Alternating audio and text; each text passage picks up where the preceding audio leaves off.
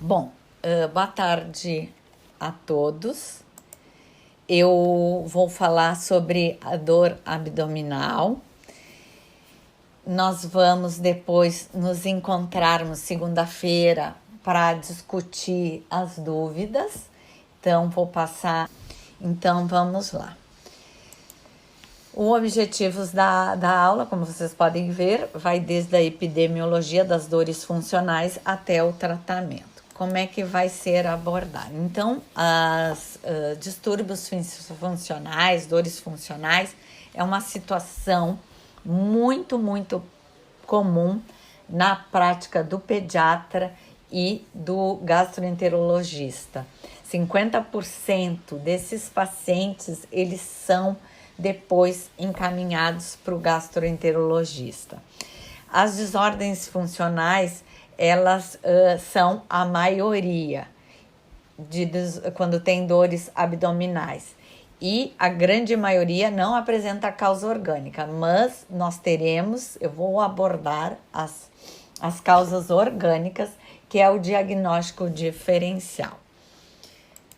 Então, vocês têm escutado muito, acredito, na conexão no eixo cérebro-intestino. Esse eixo, então, ele está cada vez mais sendo estudado e o vínculo dele para a saúde e para as doenças, tanto para a saúde como para as doenças nos indivíduos. Então, essa modulação entre o sistema nervoso entérico e o sistema nervoso central, ele tem um processo de neurotransmissores. E o que a dor, como é que a dor resulta? A dor resulta na complexa interação entre o sistema nervoso central, sistema nervoso entérico, terminações parietais, viscerais e respostas motoras. Então, há uma via do eixo bidirecional cérebro e sistema neuroentérico, que esse sistema neuroentérico ele recebe estímulos aferentes modulatórios do cérebro e os devolve de forma aferente para o cérebro. Então, são essas conexões que produz a dor. Ela tem esse sistema, as dores funcionais, elas também têm os fatores ambientais que acometem, por exemplo, agora tem aumentado o número de crianças com dores funcionais com isolamento, fatores sociais e comprometimento psicológico. Muitas vezes, uma criança que tem uma tendência a ser mais tímida, de não colocar para fora as suas emoções, não compartilhar as suas emoções, ela vai ter mais problemas funcionais. E a genética entraria de uma forma quando tem familiares com depressão e ansiedade. O diagnóstico e tratamento, eu digo, das doenças funcionais, dos distúrbios gastrointestinais funcionais é um desafio. O que os pais esperam da consulta? Definição da causa dos sintomas, nome da doença, receita para melhorar. Não é fácil explicar para os pais e também para os pais aceitarem que tudo é normal, funcional, transitório e frequentemente com resolução espontânea. Avaliação inicial, a gente tem que definir se é uma causa orgânica ou funcional. Identificar os sinais de alarme. Muitas vezes os sinais de alarme nos levam às doenças, os sinais de alarme nos levam a doenças orgânicas, como nós veremos mais tarde nos outros slides, quais sinais de alarme vocês têm que estar atentos. Avaliar quando a investigação extensa e invasiva é necessária. Muitas vezes os pais, na angústia, te pressionam o médico e os médicos começam a pedir exames desnecessários. E, por último, tranquilizar a família, que é uma doença, então, funcional. Das causas de dor abdominal, nós veremos a seguir as funcionais, que nós vamos detalhar. Nós já verificamos a constipação crônica funcional e veremos as próximas na aula de hoje.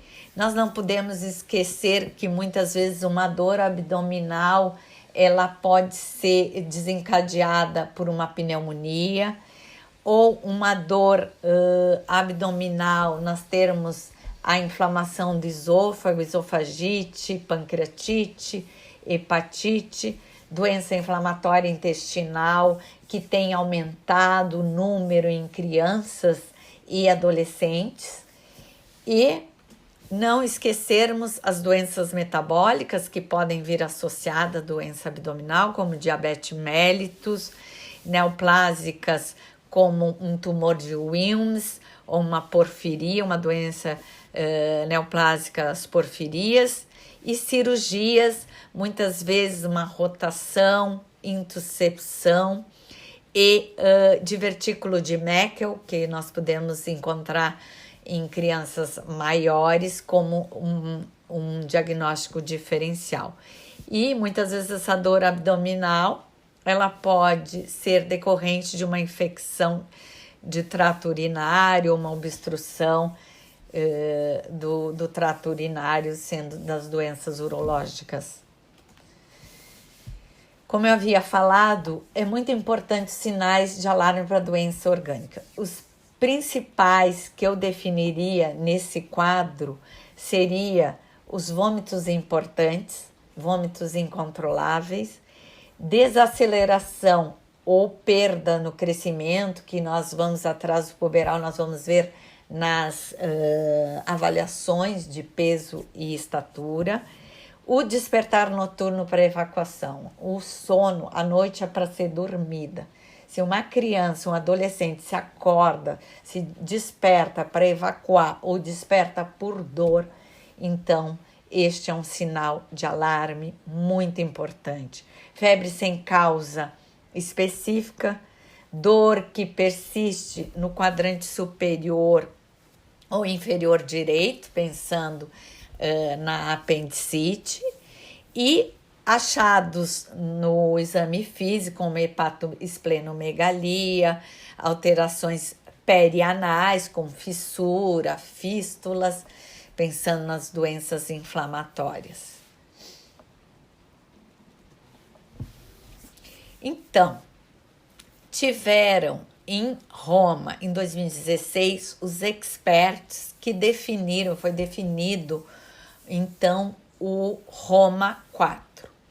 E o Roma 4, eles elaboraram um documento sobre os distúrbios funcionais, as dores funcionais. E eles elencaram como diagnóstico de dores funcionais, distúrbios funcionais, como a cólica do lactente, a dispepsia funcional, a enxaqueca abdominal, síndrome do intestino irritável e a dor abdominal funcional. Nos próximos slides nós veremos todos estes critérios de Roma 4.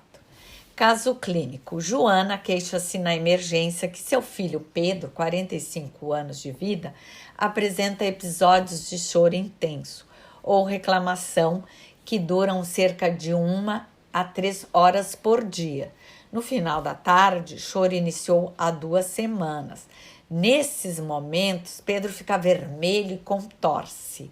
Pedro já sustenta a cabeça, sustentação cefálica, e ganha 27 gramas por dia. Na segunda-feira falaremos mais nesse caso. Então, este caso clínico, ele é um caso de cólica do lactente, que é uma síndrome comportamental, que ela pode ocorrer entre 1 mês e 4 meses de vida. O choro é por longos períodos e tem alteração de comportamento como irritabilidade, choramingo.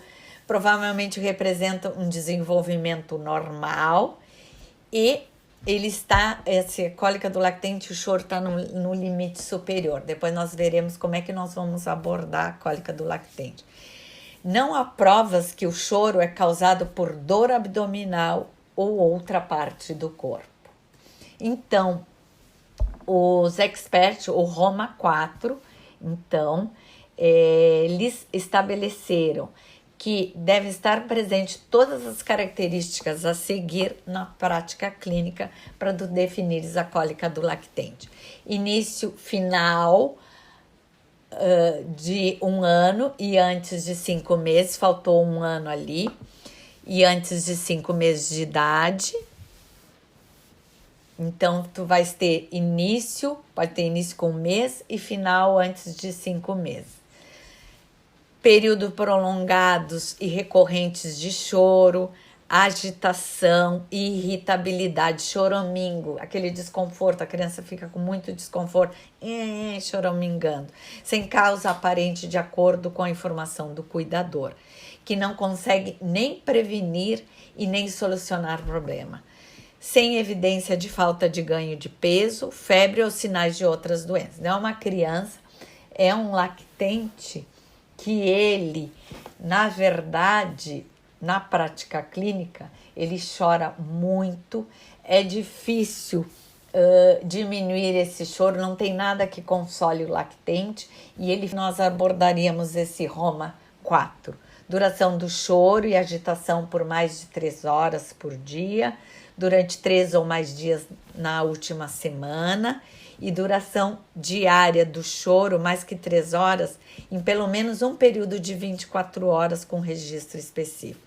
Então, tem bastante choro, é bem desconfortável. Então, a respeito da cólica do lactente, nós precisamos de uma história clínica e exame físico. Nós vamos ter a história clínica e o exame físico normais. Nós vamos ter que avaliar essa família, verificar a ansiedade dos pais. Muitas vezes tem uma depressão parental, tem um trabalho que mostra que mães mais ansiosas têm filhos, têm lactentes com mais cólica, apresentaram mais cólica, esses lactentes. A gente tem que verificar na anamnese se tem uma ausência de reciprocidade mãe-filho. É muito importante essa relação, essa conexão mãe e filho. E, por fim, nós temos que garantir o apoio psicológico aos pais e aos cuidadores. Orientações gerais, tranquilizar esses pais. Então, dizer para eles que o pico choro é 4 a 6 semanas e a diminuição gradual após 12 semanas. Evitar superalimentação. O que acontece?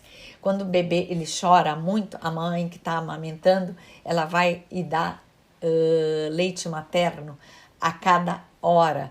E aí distende o estômago e muitas vezes dá um desconforto, uma distensão abdominal e dá um desconforto no lactente. Evitar estimulação excessiva. Evitar automedicação e uso dos IBPs, dos inibidores de bomba de próton, como eu havia falado na aula anterior, que houve um chamado numa publicação. Os médicos estão usando muito IBPs para choro. Não vamos tratar o choro de crianças com IBP. Propiciar o sono materno, a mãe tem que descansar, ela tem que ter uma logística, ela tem que ter uma cadeia de pessoas que ajudem para ela conseguir descansar, para ela conseguir produzir leite. E com isso interrompendo esse ciclo vicioso, ansiedade, cansaço.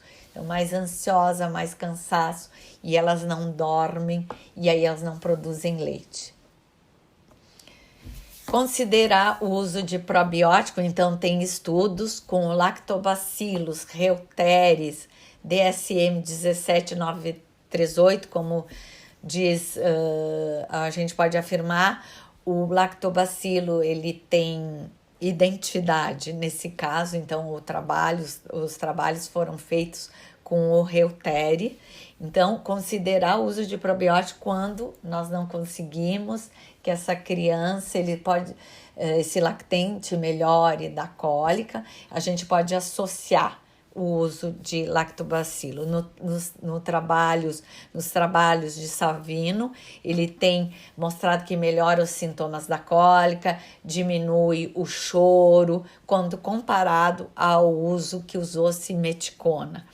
O tempo médio diário de choro foi significantemente menor no grupo do probiótico. Então, o lactobacilo é o que vem nos mostrando alguma luz no tratamento da cólica do lactente. A respeito da cólica do lactente, sinais de alarmes que nós temos que ficar bem atentos. Distensão, quando esse lactente tiver distensão abdominal, vômitos com irritabilidade, pensando na doença do refluxo, insuficiência do crescimento, atraso no desenvolvimento neurológico. Como nós falamos, a síndrome de Sandfer, que é a doença do refluxo de uma gravidade, arqueamento do tronco e qualquer sinais de outras causas orgânicas.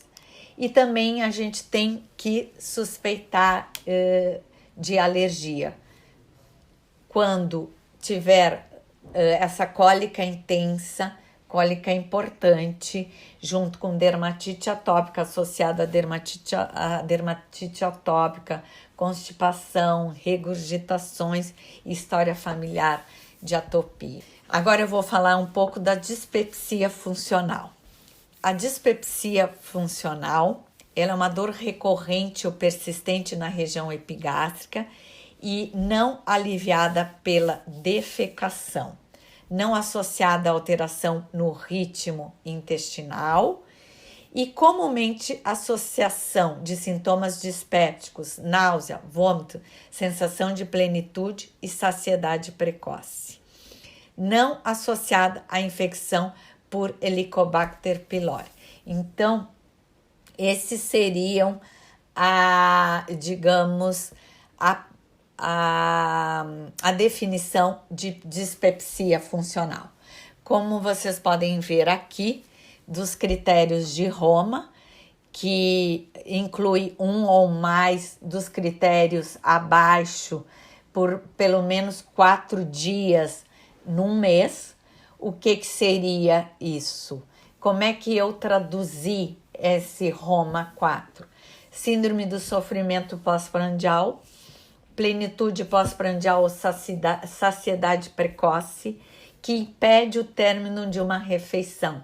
A criança, ela fica satisfeita no meio da refeição. Ela vai ter distensão abdominal, náuseas pós-prandiais e eructações excessivas, elas ficam arrotando. Em relação à dispepsia funcional, nós teríamos agora a síndrome de dor epigástrica, acompanhada ou não de queimação, dor epigástrica incapacitante, mas ela não tem radiação, porque quando tem radiação, nós pensaríamos mais em orgânicas. Sintomas como queimação induzida ou melhorada pela ingestão de uma refeição. Então, como é que nós diferenciaríamos a dispepsia funcional da doença péptica gastroduodenal, que nós já vimos da doença do refluxo? A dispepsia funcional são sintomas dispépticos na crise álgica, apetite preservado, ganho ponderal adequado, mucosas coradas, náuseas e vômitos durante o período da dor somente e período intercrítico silencioso. A criança fica bem, ótima, intercrítico, entre as crises. Já a doença péptica gastroduodenal, que nós temos que fazer esse diagnóstico diferencial, Os sintomas dispépticos persistentes mantém durante o dia, não só durante as refeições. Tem diminuição do apetite, tem desaceleração do ganho ponderal.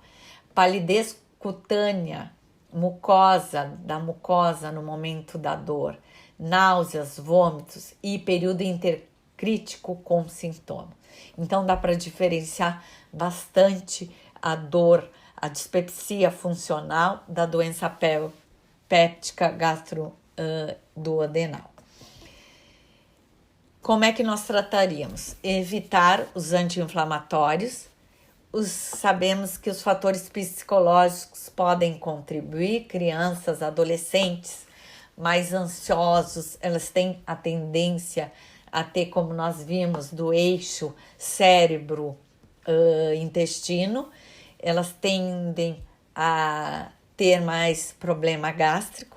Sintomas de dor, nós podemos usar os inibidores de bomba de próton por 4 semanas para tratamento.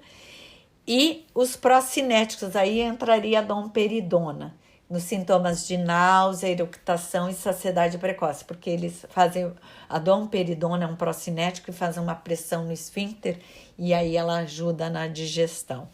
E tricíclicos, muitas vezes um ansiolítico, um remédio que vai ajudar na ansiedade, que muitas vezes é o desencadeador. Caso clínico. Carlos, 8 anos, relata dor periumbilical, de forte intensidade associada à palidez cutânea, vômitos e náusea. Episódios ocorrem sempre iniciando com náuseas e após surgimento da dor, palidez e vômito. Mãe de Carlos, Andréia, relata que já apresentou 3 crises nesses últimos 3 meses e precisou faltar à aula em todas elas. Entre os episódios, ele fica bem.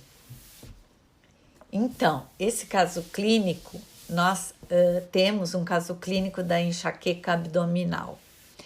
A migrânia abdominal atinge 1 a 4% das crianças.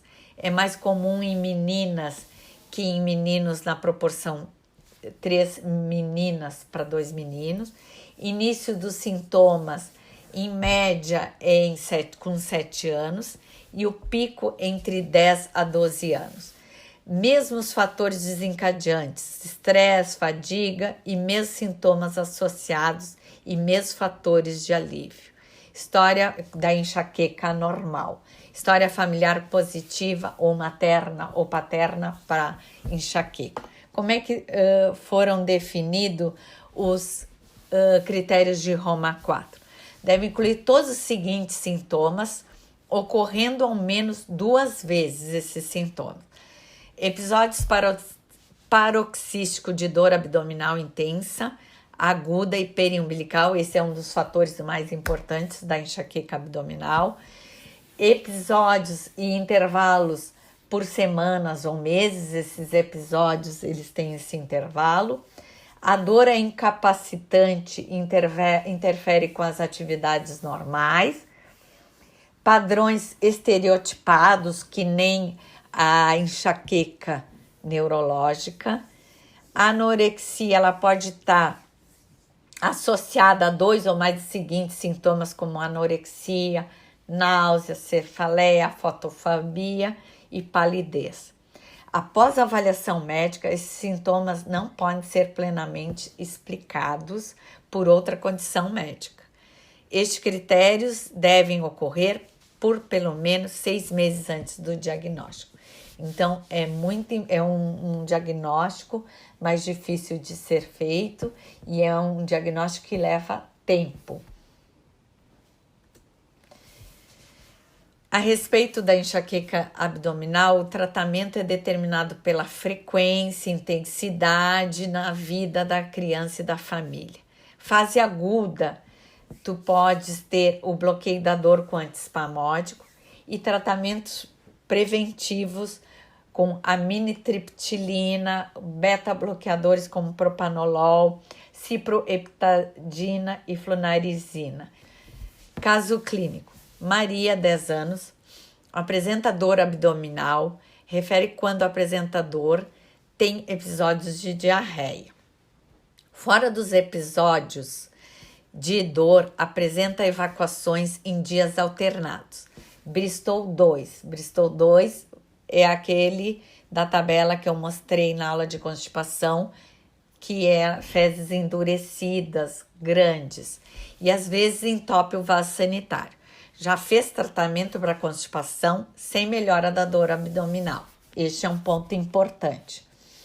Este é um caso de síndrome do intestino irritável, que ele é dividido em 4 subgrupos, com constipação e diarreia ou não especificada. E muitas vezes nós temos aí um caso típico da alteração do eixo cérebro-intestino. Muitos casos iniciam antes do início da puberdade. Após episódio agudo de gastroenterite, começa a síndrome do intestino irritável. Essas crianças, adolescentes, elas têm constipação. E muitos pacientes têm um limiar para dor retal muito diminuído. E o perfil psicológico desses pacientes também são alterados com ansiedade e depressão. Mais uma vez, nós vamos nos deparar com um eixo cérebro-intestino e onde nós vamos ter um processo de hipersensibilidade visceral, hiperalgia visceral. Como é que funciona essa hiperalgia visceral? Uma sensibilidade parietal à distensão, resposta álgica frente aos estímulos. Eles têm essa resposta álgica mais sensível e muitas vezes a intensidade da resposta da musculatura lisa ou da motilidade ela é mais exacerbada. Como vocês podem ver aqui, tem mais distensão abdominal, inflamação e as desordens de motilidade. E todo a associação com depressão, estresse e história de abuso, muitas vezes eles podem desencadear a síndrome do intestino irritável. Segundo os critérios de Roma, a síndrome do intestino irritável deve apresentar todos os seguintes por 2 meses ou mais. Pelo menos 4 episódios por mês de dor abdominal relacionada com um dos seguintes. Então, 4 episódios de dor no mês. Relação com a evacuação, essa dor abdominal, mudança na frequência de diarreia para constipação, fezes endurecidas, fezes amolecidas. Importante a gente ter a tabela de Bristol para mostrar no consultório, no ambulatório. E mudança do aspecto das fezes, ela um pouco mal formadas, muitas vezes, outras vezes normoformadas. Então, tem essa alteração. Importante, em vermelho eu frisei, em pacientes com constipação intestinal, se a dor desaparece com o tratamento da constipação, descartar o diagnóstico de síndrome do intestino irritável. Muito importante. Se evacua e a dor passa, se ele melhora com o tratamento da constipação, nós descartamos a síndrome do intestino irritável. Após a avaliação apropriada, os sintomas não podem ser plenamente explicados por outra doença. Caso clínico. Vamos ver. Ana, 9 anos, apresenta dor abdominal não relacionada com a evacuação e alimentação. Dor periumbilical em aperto, nega diarreia ou constipação, refere que fez consulta com reumatologista por dor em membros inferiores, nega artralgia, nega lesões orais ou anais. Então, da parte de desenvolvimento puberal M2P2, de acordo com 9 anos, peso e estatura no percentil 50 e mantendo-se na curva então, do percentil 50.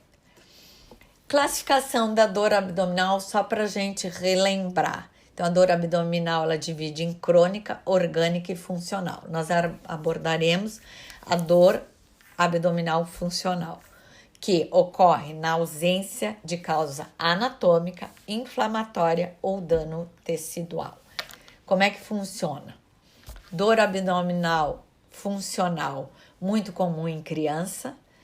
Diferenças na fisiopatologia da síndrome do intestino irritável, sem hipersensibilidade, com menos contrações antrais do intestino, acompanhados de sintomas somáticos extraintestinais não específicos.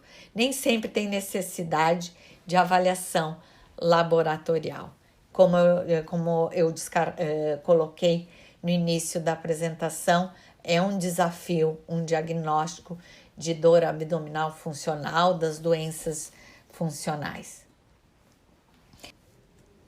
Dor abdominal funcional deve ser preenchido, isso por Roma 4. Preenchido ao menos 4 vezes por mês e incluir todos os seguintes sintomas. Dor abdominal episódica ou contínua, que não ocorre exclusivamente durante os eventos fisiológicos. Então, essa dor, ela não pode estar associada nem à menstruação e nem à alimentação. Essa dor tem que ter critérios insuficientes para a síndrome do intestino irritável. Então, nós teríamos que descartar síndrome do intestino irritável, dispepsia funcional ou enxaqueca abdominal.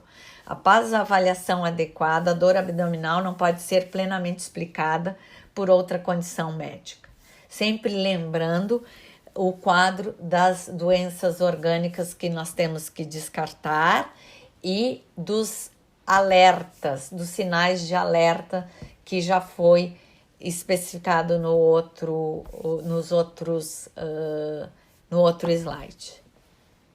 Vamos falando sobre avaliação clínica, o exame físico da dor abdominal funcional. É importante nós termos uma avaliação de peso e estatura, colocando nas tabelas de desenvolvimento, dos adolescentes, principalmente a avaliação puberal e a avaliação da região perianal para descartar fístulas e fissuras, a fim de descartar a doença inflamatória.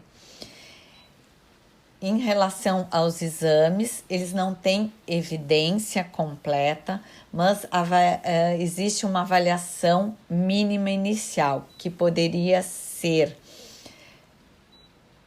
com hemograma, parcial de urina, PCR, VHS e a triagem da doença celíaca, além da solicitação de EPF, principalmente na diarreia. E de acordo com a história, poderíamos solicitar um TCH ou amilase, mas a triagem mínima seria a anterior demonstrada no slide. E agora está surgindo a possibilidade de solicitar a calprotectina fecal, que ele é um marcador para inflamação da mucosa intestinal, a fim de descartarmos alguma doença inflamatória. Além da avaliação laboratorial, poderíamos solicitar um H2 expirado quando houvesse a suspeita de má absorção de carboidrato, um raio-x de tórax com a suspeita de pneumonia e ultrassonografia apenas se evolução atípica, em último caso. E a endoscopia, por ser um exame invasivo que necessita anestesia, para ser solicitado, teria que ter pelo menos 2 sinais de alarme. Em relação ao tratamento da síndrome do intestino irritável da dor abdominal funcional, nós incluem intervenções dietética, farmacológica, psicossocial e intervenções complementares, como veremos a seguir. A alimentação dos FODMAPs, que são os alimentos, carboidratos pouco digeridos, como a frutose, lactose, sorbitol, os estudos têm demonstrado como eles aumentam a distensão abdominal, a motilidade, aceleram a motilidade intestinal alteram essa motilidade. Essas crianças e adolescentes se beneficiariam com a dieta com menos FODMAPs. E quais alimentos seriam e como realizar essa dieta? Então, isso tem que ainda ser bem determinado. Quanto nós diminuiríamos de frutose para uma criança e um adolescente? Então, os estudos já estão demonstrando que nós, em relação a sucos, nós já devemos diminuir nas crianças e nos adolescentes. E também cogita-se a possibilidade de uma dessas crianças ter uma sensibilidade ao glúten não celíaca. Elas não teriam a doença celíaca propriamente dita, mas elas têm uma sensibilidade ao glúten, que é o trigo, a aveia, centeio, cevada. A aveia porque é contaminada, pode ser contaminada por glúten, e cevada. Tem trabalhos demonstrando que certos probióticos, eles melhorariam a motilidade, o estímulo doloroso e a digestão. Então, os trabalhos que têm sido feitos são com os lactobacillus raminosos, GG, que a gente chama lactobacillus GG, e os reuteres. O VSL3 que está na tela, ele não tem no Brasil e chegou semana passada, recentemente, o lactobacillus GG e até um sabor de morango para as crianças. Então, nós precisamos ainda mais estudos para demonstrar o mecanismo dos lactobacilos na síndrome do intestino irritável e da dor abdominal funcional. Em relação aos antiespasmódicos que ajudam na dor, a iosina não tem estudo. O melhor estudo com boa resposta é o óleo de menta e tem se usado a mebevirina, que ele tem um efeito anticolaginérgico nas células musculares lisas e com uma eficácia discreta. E alguns trabalhos também mostram o maliato de tremebutina, que eles ajudam na contração, no peristaltismo, muitas vezes acelerando o peristaltismo ou diminuindo o peristaltismo. Por isso é muito importante na síndrome do intestino irritável, quando existe as duas formas, diarreia e constipação.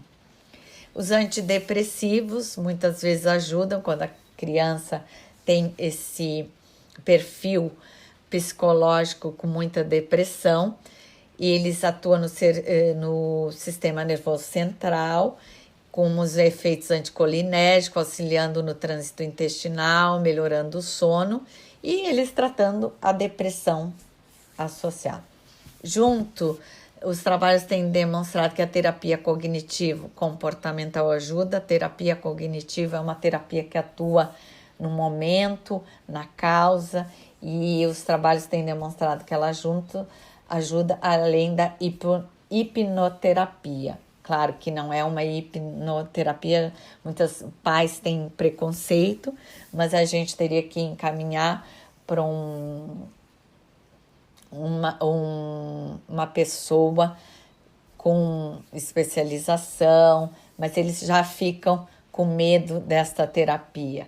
Muito difícil da criança se enquadrar na hipnoterapia. Além dessas terapias, nós teríamos as terapias complementares, como o yoga e a acupuntura. A acupuntura diminuindo a dor, né, os pontos de gastilho, e o yoga, a gente sabe que o yoga, as posições, concentra mais a criança, diminui a ansiedade, tem a respiração, a parte da respiração, e essas crianças se beneficiariam, seriam coadjuvantes essas terapias.